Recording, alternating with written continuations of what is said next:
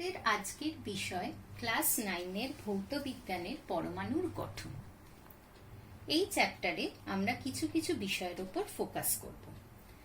প্রথমত ইলেকট্রন ও প্রোটনের আবিষ্কার, রাদারফোর্ডের পরমাণুর মডেল, নিউট্রন আবিষ্কার, রাদারফোর্ড মডেলের ত্রুটি এবং বোর রাদারফোর্ড মডেল।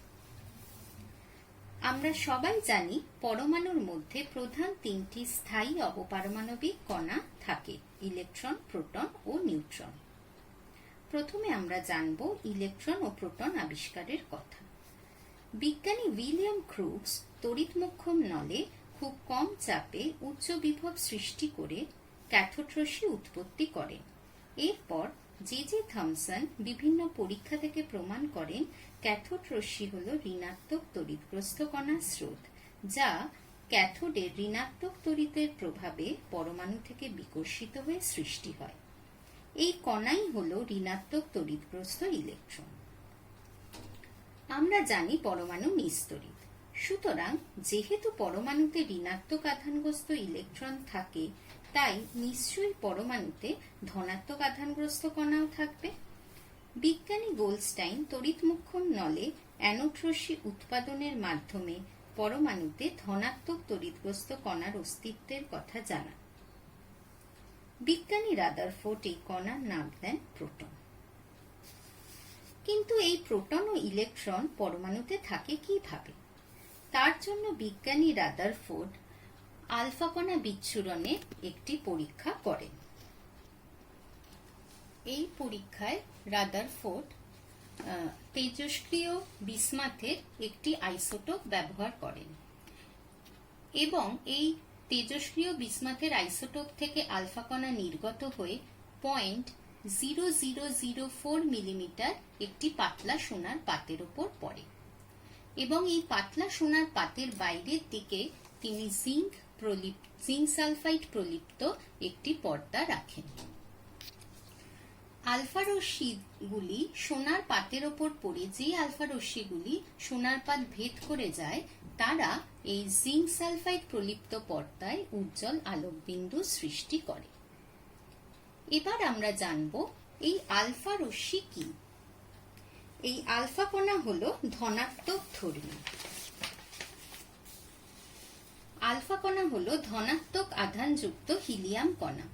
প্রতিটি আলফা কণার ভর 4 একক এবং চার্জ +2 একক।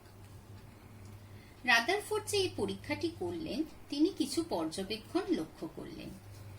তিনি দেখলেন যখন আলফা রশ্মিগুলি সোনার পাতের উপরে পড়ছে, তখন অধিকাংশ আলফা রশ্মি সোনার পাত ভেদ করে বেরিয়ে যাচ্ছে। অল্প সংখ্যক কিছু আলোক রশ্মি অল্প কোণে বিক্ষেপিত হচ্ছে এবং 20,000-এর মধ্যে খুবই কম, একটা কি দুটো আলফা রশ্মি 90 ডিগ্রি বা তার বেশি কোণে বিক্ষেপিত হচ্ছে। এই পরীক্ষা থেকে তিনি কিছু সিদ্ধান্তে আসেন। তিনি কি সিদ্ধান্তে আসেন? যেহেতু অধিকাংশ আলফা কণাই সোনার পাত ভেদ করে সোজা বেরিয়ে যাচ্ছে, সুতরাং তিনি বুঝতে পারলেন পরমাণুর মধ্যে অধিকাংশ স্থানই ফাঁকা, পরমাণু নিরেট নয়। আলফা কণা পজিটিভ আধানযুক্ত, সুতরাং এই পরমাণুর মধ্যে নিশ্চয়ই কোনো ভারী ও পজিটিভ ধর্মী কণা আছে, যা আলফা কণাকে বিকর্ষিত করে তার পথকে প্রভাবিত করছে। এর থেকে তিনি ধারণা করেন পরমাণুর আয়তনের তুলনায় খুব কম জায়গায় পরমাণুর সমস্ত ধনাত্মক চার্জ কেন্দ্রীভূত থাকে, যাকে তিনি বলেন নিউক্লিয়াস, এবং যে আলফা রশ্মিগুলি নিউক্লিয়াসের কাছ দিয়ে যাচ্ছে তারা বিকর্ষিত হয়ে অন্য পথে যাচ্ছে, এবং যে আলফা রশ্মি খুবই কম সংখ্যক সরাসরি গিয়ে নিউক্লিয়াসকে আঘাত করছে, যেহেতু নিউক্লিয়াস একটি ভারী ধনাত্মক আধানের জায়গা, তারা কিন্তু আবার উল্টো পথে ফিরে চলে আসছে।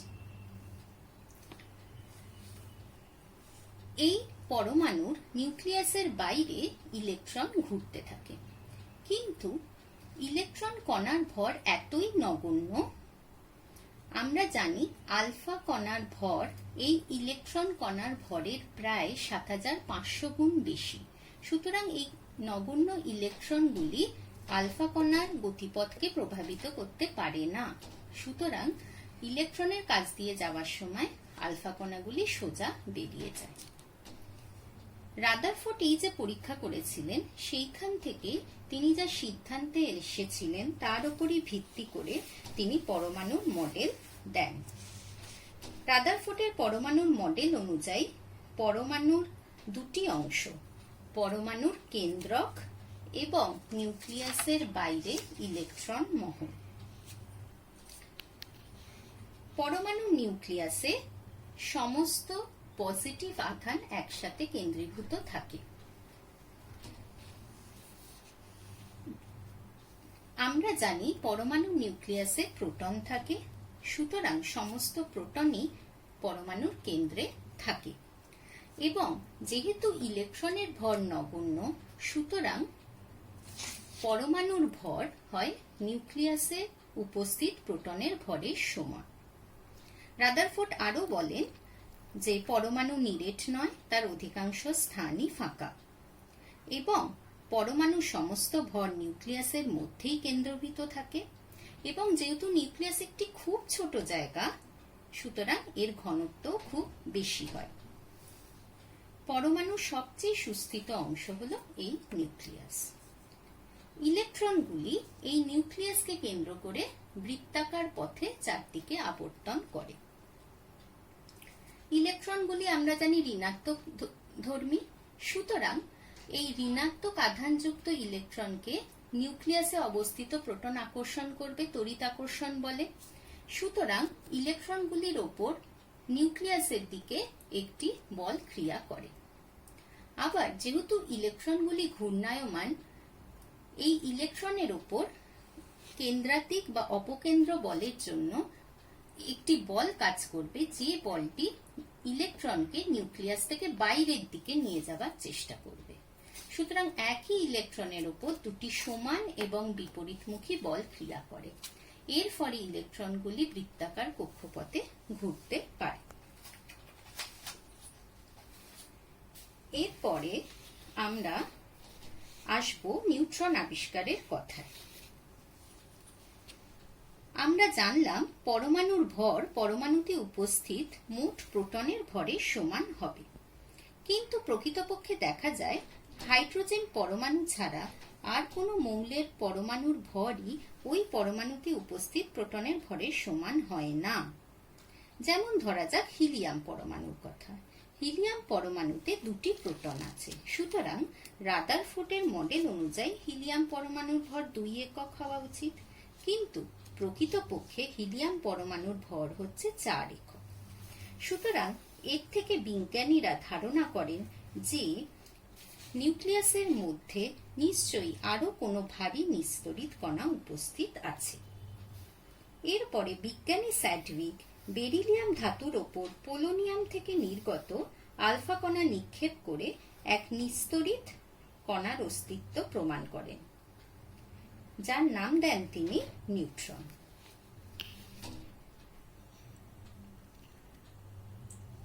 এবার আমরা ইলেকট্রন, প্রোটন এবং নিউট্রনের প্রকৃতি ও তার বৈশিষ্ট্যের কথা জানব। প্রথমে ধরা যাক প্রোটনের কথা। প্রোটনের ভর হাইড্রোজেন পরমাণুর ভরের সমান হয়। আমরা জানি হাইড্রোজেন পরমাণুতে একটি প্রোটন এবং একটি ইলেকট্রন থাকে। যেহেতু ইলেকট্রনের ভর নগণ্য, সুতরাং প্রোটনের ভর হাইড্রোজেন পরমাণুর ভরের সমান হয়। এরপরে আসা যাক নিউট্রনের কথায়। একটি নিউট্রনের ভরও একটি হাইড্রোজেন পরমাণুর ভরের সমান হয়। এরপরে আমরা আসব ইলেকট্রনের কথায়।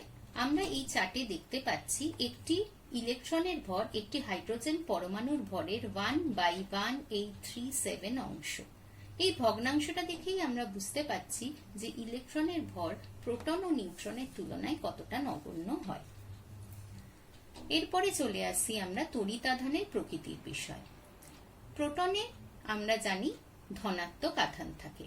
এই ধনাত্মক আধানের পরিমাণ হচ্ছে +1.6 × 10⁻⁻19 কুলম্ব। এবং যেহেতু প্রোটনের আধানের প্রকৃতি এবং ইলেকট্রনের আধানের প্রকৃতি সম্পূর্ণ বিপরীত, কিন্তু তাদের মধ্যে একই পরিমাণ আধান উপস্থিত থাকে। সুতরাং ইলেকট্রনে আধানের পরিমাণ, ঋণাত্মক আধানের পরিমাণ -1.6 ইন্টু 10⁻⁻19 কুলম্ব, এবং নিউট্রন হয় আধানবিহীন, অর্থাৎ এর আধানের মান 0। এই প্রোটন এবং নিউট্রন আমরা জানি পরমাণু নিউক্লিয়াসের মধ্যে অবস্থিত, এবং ইলেকট্রনগুলি নিউক্লিয়াসকে কেন্দ্র করে বৃত্তাকার বা উপবৃত্তাকার পথে আবর্তিত হয়। এবার আসা যাক রাদারফোর্ড মডেলের ত্রুটির কথায়।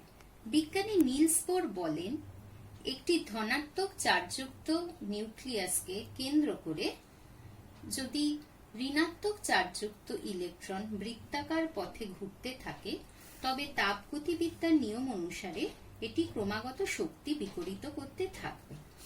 ইলেকট্রনটি যদি ক্রমাগত শক্তি বিকিরিত করতে থাকে, তাহলে এর বেগ কমতে থাকবে, এবং যত এর বেগ কমতে থাকবে, এটি ঘুরতে ঘুরতে আস্তে আস্তে নিউক্লিয়াসের কাছে চলে আসবে এবং একসময় নিউক্লিয়াসের উপরে গিয়ে পড়বে। তাহলে আমরা দেখতে পাবো পরমাণুর ইলেকট্রনীয় গঠন থাকবে না, কিন্তু প্রকৃতপক্ষে তা হয় না। দ্বিতীয়ত, এই ইলেকট্রনগুলি ক্রমাগত ঘূর্ণায়মান, সুতরাং এরা বৃত্তাকার পথে, সুতরাং এরা ক্রমাগত শক্তি বিকিরিত করবে। আমরা জানি সূর্যও ক্রমাগত শক্তি বিকিরণ করছে, সেই জন্য সূর্যের যে বর্ণালী আমরা পাই তা আমরা নিরবিচ্ছিন্ন বর্ণালী পাই। সুতরাং যেহেতু ইলেকট্রনটিও ক্রমাগত শক্তি বিকিরণ করছে, সুতরাং পরমাণুর যে বর্ণালী আমরা পাবো তাও নিরবিচ্ছিন্ন পাওয়ার কথা, কিন্তু প্রকৃতপক্ষে আমরা পরমাণুর রেখা বর্ণালী পাই। এই দুই ঘটনাই রাদারফোর্ড ব্যাখ্যা করতে পারেননি। এই ত্রুটিগুলিকে সংশোধন করে নিলস বোর পরমাণুর যে গঠন বর্ণনা করেন তা রাদারফোর্ড বোরের পরমাণু গঠন চিত্র নামে পরিচিত। এই মডেল অনুযায়ী পরমাণুর দুটি অংশ আছে, নিউক্লিয়াস বা কেন্দ্র এবং নিউক্লিয়াস বহির্ভূত ইলেকট্রন মহল। এই নিউক্লিয়াসের মধ্যে পরমাণুর নিউট্রন ও প্রোটন একত্রে থাকে। এই নিউট্রন ও প্রোটন কণাকে একত্রে আমরা বলে থাকি নিউক্লিয়ন। এবং পরমাণুর যে ভর তা এই নিউক্লিয়াসে অবস্থিত নিউট্রন ও প্রোটনের মোট ভরের সমান হয়। কেন, আগেই আমরা দেখেছি ইলেকট্রনের ভর কিন্তু নগণ্য। যেহেতু এই নিউট্রন ও প্রোটনগুলি নিউক্লিয়াসের মধ্যে ঠাসাঠাসি করে একত্রে পুঞ্জীভূত অবস্থায় থাকছে, সুতরাং এই নিউক্লিয়াসের ঘনত্ব কিন্তু খুব বেশি। পরমাণুর মধ্যে এই নিউক্লিয়াসটি হচ্ছে সুস্থিত অংশ। পরমাণু নিউক্লিয়াসে অবস্থিত প্রোটন সংখ্যাই হল পারমাণবিক ক্রমাঙ্ক বা পারমাণবিক সংখ্যা। এই পারমাণবিক ক্রমাঙ্ক বা পারমাণবিক সংখ্যাই মৌলের সমস্ত ধর্মকে নিয়ন্ত্রিত করে। পরমাণু নিউক্লিয়াসের মধ্যে অবস্থিত নিউট্রন এবং প্রোটনের মোট সংখ্যার সমষ্টিকে আমরা বলে থাকি ভর সংখ্যা। যদি আমরা ভর সংখ্যাকে a দিয়ে নির্দেশ করি এবং প্রোটন সংখ্যাকে p দিয়ে নির্দেশ করি এবং নিউট্রন সংখ্যাকে n দিয়ে নির্দেশ করি, তাহলে আমরা লিখতে পারবো a is equal to z plus n। এবার আমরা চলে আসছি নিউক্লিয়াস বহির্ভূত ইলেকট্রন অঞ্চলের কথা। ইলেকট্রনগুলি কিন্তু নিউক্লিয়াসকে কেন্দ্র করে যে কোনো বৃত্তাকার পথেই ঘুরতে পারে না। ইলেকট্রনগুলি নিউক্লিয়াসকে কেন্দ্র করে কতগুলি নির্দিষ্ট ব্যাসের সমকেন্দ্রিক পথে আবর্তন করে, যাদের আমরা বলে থাকি কক্ষ বা খোলক। এই ক্রমবর্ধমান ব্যাসে ইলেকট্রনগুলি যখন বৃত্তাকার পথে ঘুরতে থাকে, তখন ইলেকট্রনগুলি কোনো শক্তি শোষণ বা বিকিরণ করে না। সুতরাং এই কক্ষপথগুলির শক্তিও নির্দিষ্ট এবং এই কক্ষপথে ঘূর্ণায়মান ইলেকট্রনগুলির গড় শক্তি নির্দিষ্ট থাকে।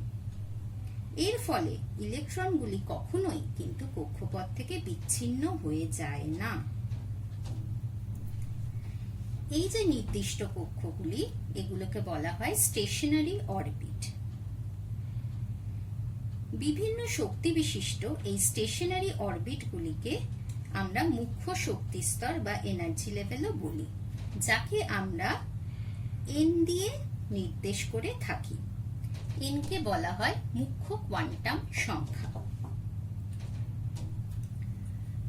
এই নিউক্লিয়াসকে কেন্দ্র করে প্রথম কক্ষের নাম হয় কে, তারপরে কক্ষের নাম এল, তারপরে এম, তারপরে এন, তারপরে ও, এইভাবে চলতে থাকে। এবং কে কক্ষের জন্য এন এর মান হয় 1, এল কক্ষের জন্য এন এর মান হয় 2, এম কক্ষের জন্য এন এর মান হয় 3। নিউক্লিয়াস থেকে দূরত্ব অনুযায়ী আমরা কক্ষগুলির নাম দিয়েছি কে, এল, এম, এন। কোন কক্ষপথ বা কক্ষপথে সর্বাধিক কতগুলি ইলেকট্রন থাকতে পারে সেই সংখ্যাও কিন্তু নির্দিষ্ট। তা আমরা 2 × n² এই ফর্মুলা থেকে জানতে পারি। তোমরা যদি চার্টের দিকে দেখো, আমরা এখানে বিভিন্ন কক্ষপথের নাম লিখেছি কে, এল, এম, এন, এবং তাদের মুখ্য কোয়ান্টাম সংখ্যাও লিখেছি, অর্থাৎ এন এর মান। এই চার্ট থেকে আমরা দেখব কিভাবে আমরা সর্বাধিক ইলেকট্রন একটি কক্ষে কতগুলি থাকতে পারে তার সংখ্যা নির্দেশ করব। ধরা যাক কে কক্ষপথ, তার এন ভ্যালু কত? 1। সুতরাং এতে সর্বাধিক কটা ইলেকট্রন থাকতে পারবে? 2 × 1² = 2টি। আবার যদি আমরা ভাবি এম কক্ষপথে কতগুলি ইলেকট্রন সর্বাধিক থাকতে পারে, তাহলে এম এর এন ভ্যালু কত? এম এর এন ভ্যালু হলো 3। সুতরাং এখানে সর্বাধিক কতগুলি ইলেকট্রন থাকতে পারবে? 2 × 3²। তার মানে 2 × 9 = 18। এইভাবে আমরা জানতে পারি বিভিন্ন কক্ষপথে সর্বাধিক কতগুলি ইলেকট্রন থাকতে পারে। অর্থাৎ এর থেকে আমরা জানলাম কে কক্ষপথে সর্বাধিক 2টি, এল কক্ষপথে সর্বাধিক 8টি, এম কক্ষপথে সর্বাধিক 18টি এবং এন কক্ষপথে সর্বাধিক 32টি ইলেকট্রন থাকতে পারে। কিন্তু কক্ষপথের সংখ্যা যাই হোক না কেন, যদি সেটি পরমাণুর সর্বশেষ কক্ষপথ হয়, তবে কিন্তু তাতে 8টির বেশি ইলেকট্রন কখনোই থাকতে পারবে না। এবং যদি সেই কক্ষপথটি শেষের আগের কক্ষপথ হয়, তাহলে তাতে ম্যাক্সিমাম 18টি ইলেকট্রন থাকবে। এবার ধরা যাক কোনো পরমাণুর শেষ কক্ষপথটি প্রথম কক্ষপথ, যেরকম হিলিয়াম পরমাণুর ক্ষেত্রে। সেই ক্ষেত্রে কিন্তু তার শেষ কক্ষপথে অর্থাৎ প্রথম কক্ষপথে সর্বাধিক 2টি ইলেকট্রনই থাকতে পারবে। আমরা এই যে বোর রাদারফোর্ডের মডেল সম্পর্কে আজকে শিখলাম, এর উপরই ভিত্তি করে আমরা পরবর্তী ক্লাসে পরমাণুর ইলেকট্রন বিন্যাসের কথা শিখব এবং জানব কিভাবে পরমাণুর গঠন চিত্র অঙ্কন করা যায়। এবার আমরা আসব অ্যাসাইনমেন্টের কথায়। এইখানে কিছু কিছু প্রশ্ন দেয়া আছে, সেই প্রশ্নগুলোর উত্তর তোমরা খাতায় লিখে ফেলবে। এর মধ্যে কিছু প্রশ্ন আমি আলোচনা করে দিচ্ছি। যেরকম ধরো নাম্বার 5 প্রশ্নটা। নাম্বার 5 প্রশ্নে কি আছে? পারমাণবিক সংখ্যাকে আমরা কেন মৌলের স্বকীয় ধর্ম বলি? পারমাণবিক সংখ্যা মানে প্রোটন সংখ্যা। আমরা জানি যে কোনো দুটো মৌলের পারমাণবিক সংখ্যা কিন্তু এক হয় না। তোমরা যদি দেখো, অক্সিজেন পরমাণু এবং অ্যালুমিনিয়াম পরমাণু দুজনেরই কিন্তু পারমাণবিক সংখ্যা আলাদা। সুতরাং পারমাণবিক সংখ্যা যদি আলাদা হয়, তাহলে পরমাণু দুটোই পাল্টে যায় এবং এই প্রোটন সংখ্যার উপরে নির্ভর করে মৌলের প্রকৃতি ও তার রাসায়নিক ধর্ম। যেহেতু পারমাণবিক সংখ্যা বদলানোর সাথে সাথে মৌলটিই পাল্টে যায়, সুতরাং এই পারমাণবিক সংখ্যাকে বলা হয় মৌলের স্বকীয় ধর্ম। এরপরে আমরা করব 6 একটা অঙ্ক। 6 অঙ্কতে কি বলা আছে? একটি পরমাণু দেয়া আছে, তার ভর সংখ্যা ও পারমাণবিক সংখ্যা লিখতে বলা হয়েছে এবং তাতে যদি 3টে নিউট্রন বেশি থাকে তবে তার সংকেত কি হবে লিখতে বলা হয়েছে। মৌলটি কি? এক্স, তার উপরে যেটা লেখা হয় সেটাকে আমরা বলি ভর সংখ্যা, সেটা 235 এবং তার পারমাণবিক সংখ্যা হচ্ছে 92। তাহলে এই মৌলটির পারমাণবিক সংখ্যা হবে 92 এবং ভর সংখ্যা হবে 235। পারমাণবিক সংখ্যা মানেই হচ্ছে প্রোটন সংখ্যা, তাহলে প্রোটন সংখ্যা কটি? 92 এবং ভর সংখ্যা মানে নিউট্রন প্লাস প্রোটনের সংখ্যা, সুতরাং তার মান হবে 235। তাহলে নিউট্রন সংখ্যা আমরা কি করে পাবো? ভর সংখ্যা থেকে আমরা যদি পারমাণবিক সংখ্যা বাদ দিই তাহলে আমরা কত পেলাম? 235 মাইনাস 92 সমান সমান 143। তাহলে নতুন পরমাণুতে বলা আছে 3টি নিউট্রন বেশি আছে, তাহলে নিউট্রন সংখ্যা কত হবে? 143 প্লাস 3 সমান সমান 146। তাহলে নতুন ভর সংখ্যা হলো 146 প্লাস 92 ইজ ইকুয়াল টু 238। তাহলে পরমাণুর সংকেত আমরা লিখতে পারবো এক্স, ওপরে লিখবো ভর সংখ্যা, সেটা পেলাম 238, আর নিচে লিখবো পারমাণবিক সংখ্যা। পারমাণবিক সংখ্যা কিছু পাল্টাইনি, যেহেতু প্রোটন সংখ্যা পাল্টাইনি, সেটা আমরা লিখবো 92। এবং মৌলটির সংকেতে দেখো আমি এক্সই লিখেছি, যেহেতু পারমাণবিক সংখ্যা পাল্টাইনি সুতরাং মৌলটি একই আছে, সেই জন্য আমরা একে এক্স দিয়েই লিখেছি।